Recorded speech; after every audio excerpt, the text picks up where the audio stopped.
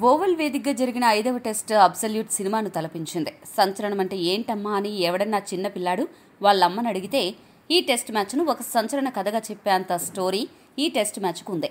ఒక మిరాకిల్, ఒక అద్భుతం, ఒక అమోఘం లాంటి ఎన్నో తెలుగు పదాలను పోగేసి ఈ మ్యాచ్ను వర్ణించినా పదాలు తక్కువచ్చి సరిపోవేమో అనేంతలా ఈ మ్యాచ్ రక్తి కట్టింది. గాయాలు, బాధలు, ఆటుపోట్లు, చివరికి విజయం, ఇలా ఎన్నెన్నో ఎమోషన్స్ కలిగిన కాక్టైల్ లాంటి విజయం దొరకడం చాలా అరుదు. అలాంటి అరుదైన ఘట్టానికి గిల్ సేన నాంది పలికితే కోట్ల మంది అభిమానులు సాక్ష్యంగా నిలిచి టీమిండియా అసాధారణ పోరాటానికి సెల్యూట్ చేశారు. భారత ఆటగాళ్లు ఈ మ్యాచ్లో సెన్సేషనల్ ఆటతీరుతో అర్పించారు. ఇండియాను గెలిపించారు, ఇంగ్లాండ్ను మట్టి కరిపించారు. ఈ మ్యాచ్లో ఇండియా కేవలం 6 పరుగుల తేడాతో విజయం సాధించింది. 1932లో ఇండియా టెస్ట్ క్రికెట్లోకి అరంగేట్రం చేసింది. దీంతో ఇండియా 93 ఏళ్ల టెస్ట్ చరిత్రలో ఇంత తక్కువ తేడాతో విజయం సాధించడం ఇదే తొలిసారి కావడం గమనార్హం. ఈ గెలుపుతో గిల్ సేన ఇండియా టెస్ట్ చరిత్రలో సరికొత్త అధ్యాయాన్ని లిఖించింది. ఇక ఇంగ్లాండ్ జట్టుకు వాళ్ల టెస్ట్ చరిత్రలో అతి తక్కువ తేడాతో ఓడిపోయిన మ్యాచ్ల జాబితాలో ఈ మ్యాచ్ 3వ స్థానంలో నిలిచింది.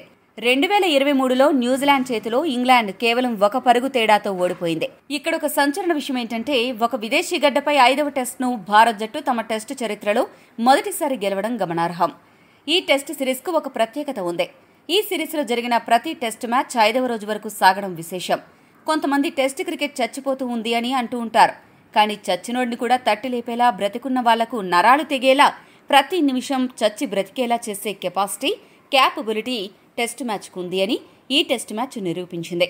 ఈ సిరీస్లో పంత్, క్రిస్ వోక్స్ తీవ్ర గాయాలను కూడా లెక్క చేయకుండా తమ జట్టు కోసం, దేశం కోసం ఆడిన తీరు, వాళ్లు కనబరిచిన పోరాటం చరిత్రలో నిలిచిపోతుంది.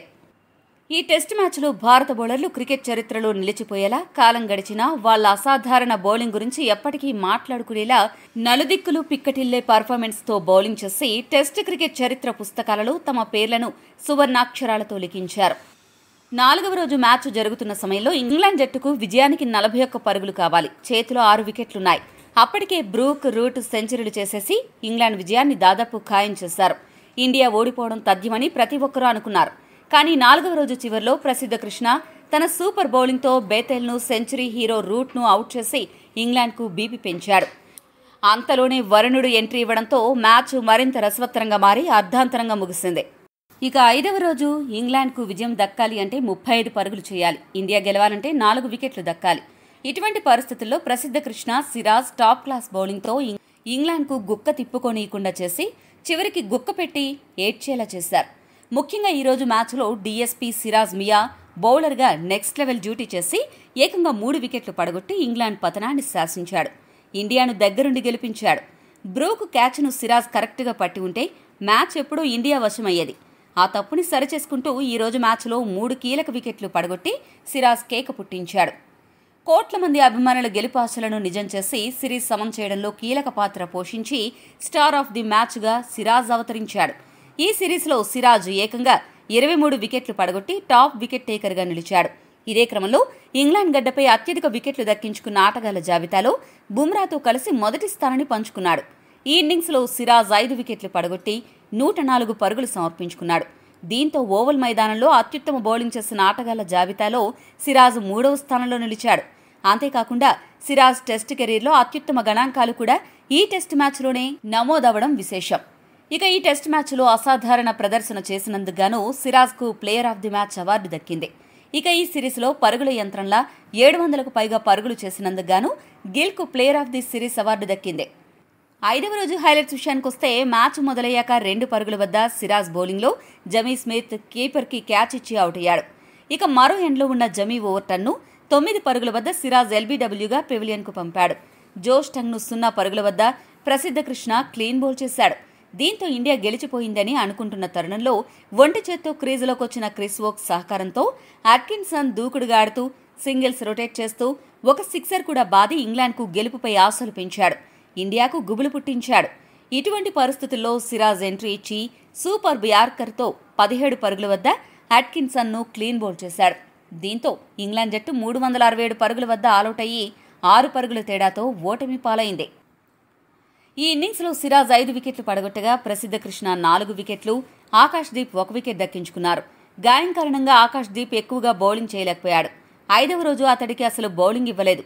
స్పిన్నర్లకు బౌలింగ్ ఇవ్వలేదు. అంటే సరిగ్గా ఆలోచిస్తే ఈ ఇన్నింగ్స్లో సిరాజ్, ప్రసిద్ధ కృష్ణ ఈ ఇద్దరే మెయిన్ బౌలర్స్గా బౌలింగ్ చేసి ఇంగ్లాండ్ తలవంచేలా చేశారు. ఈ సిరీస్లో చాలా సందర్భాల్లో శ్రీలంకకు చెందిన ఫీల్డ్ అంపైర్ కుమార ధర్మసేన టీమిండియాకు కాస్త విరుద్ధంగా వ్యవహరించాడు. కానీ 5వ టెస్ట్ 5వ రోజు మాత్రం తనకు తెలియకుండానే ఇండియాకు మేలు చేశాడు. సిరాజ్ బౌలింగ్లో జమీ ఓవర్ టన్ను ఎల్బీడబ్ల్యూగా ప్రకటించడానికి చాలా సమయం తీసుకుని అవుట్గా ప్రకటించాడు. ఇంగ్లాండ్ ప్లేయర్స్ డీఆర్ఎస్కు వెళ్లగా అది అంపైర్ కాల్గా థర్డ్ అంపైర్ డిక్లేర్ చేశాడు. ఒకవేళ కుమార ధర్మసేన అవుట్ ఇవ్వకపోయింటే అప్పుడు ఇండియాకు గెలవడం కాస్త కష్టమయ్యేది. అలా తనకు తెలియకుండానే కుమార ధర్మసేన ఇండియాకి మేలు చేశాడు.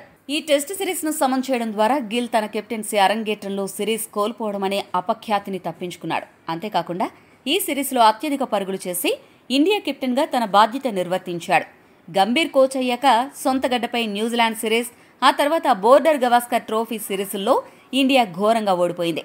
ఈ టెస్ట్ సిరీస్ను కూడా ఇండియా కోల్పోయింటే గంభీర్పై విమర్శల సునామీ కురిసేది. అయితే ఈ టెస్ట్ మ్యాచ్ డ్రా అవడంతో గంభీర్ సేఫ్ అని చెప్పొచ్చు. ఇక 2027 WTC పాయింట్స్ టేబుల్ గనక గమనిస్తే ఈ సిరీస్ని 2-2తో టీమిండియా సమన్ చేయడంతో ఇంగ్లాండ్కి డబుల్ షాక్ తగిలింది. మొదటిది, ఈ సిరీస్ గెలిచేస్తామంటూ ధీమా వ్యక్తం చేసిన ఇంగ్లాండ్కి చివరి మ్యాచ్లో ఓటమి ఎదురైంది. రెండోది, ఈ మ్యాచ్కు ముందు వరకు WTC పాయింట్స్లో 3వ స్థానంలో కొనసాగుతూ ఉన్న ఇంగ్లాండ్ టీమిండియాకు ఇచ్చిన షాక్కి 3వ స్థానం నుండి 4వ స్థానంకి దిగజారింది. టీమిండియా 4వ స్థానం నుండి 3వ స్థానంకి దూసుకెళ్లింది. ప్రస్తుతం ఇండియా 46.67 విజయాల శాతంతో 3వ స్థానంలో నిలవగా ఇంగ్లాండ్ 43.33 విజయాల శాతంతో 4వ స్థానంతో సరిపెట్టుకుంది. మొత్తానికి ప్రపంచ టెస్ట్ ఛాంపియన్షిప్ 2027 ప్రయాణంలో యువ ఇండియా జట్టుకి మంచి శుభారంభమైతే లభించిందనే చెప్పాలి.